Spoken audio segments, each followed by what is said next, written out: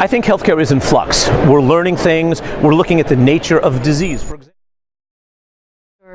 You know, healthcare is changing, right? And fundamentally the problem in healthcare today is access. So I think healthcare is already moving to a decentralized data distribution. For example, one area is the earlier and earlier diagnosis of the disease. Artificial intelligence combined with imaging can now find things before they're clinically obvious. Patients want access, and it's a supply and demand issue. There are not being enough doctors, not being enough nurses, not being enough specialists.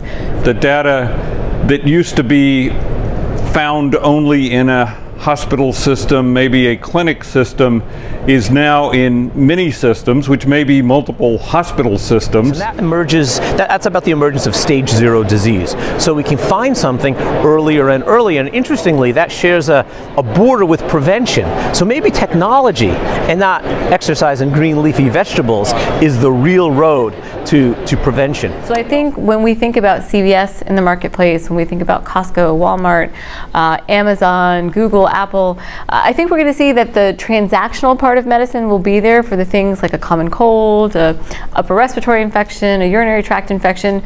Yeah, you can do that at CVS, and yeah, you can do that in a virtual environment, but you know, the patients with a chronic disease, diabetes, lupus, rheumatoid arthritis, these patients need to have a relationship. And in our own mobile devices and smartphones and home devices. So what used to be the data that you could find in one place is now widely distributed, and it's becoming a decentralized data system as opposed to one place to put data. I also think that along the lines of stem cells and regenerative medicine, that's a real big area of promise. Again, it's an area of promise. We're not seeing as much success there, but I think that regenerative medicine is going to lead us down a corridor where we have not only life extension, but life expansion.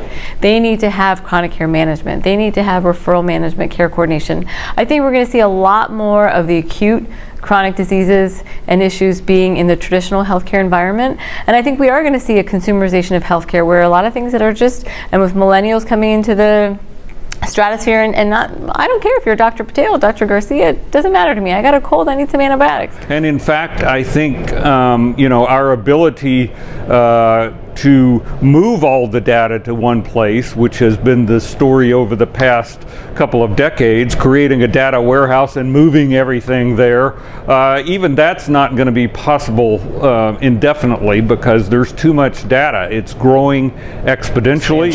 It's both axes, and that's a win-win for everybody. Happy to go to CVS and pay that transactional relationship in medicine. I think that's where we're going to see a dichotomy starting to happen in the future. Actually, you probably know that the data in healthcare is growing faster than in any other industry. So what's needed is a new paradigm for how we get the data that we need to take care of individuals, of populations of individuals.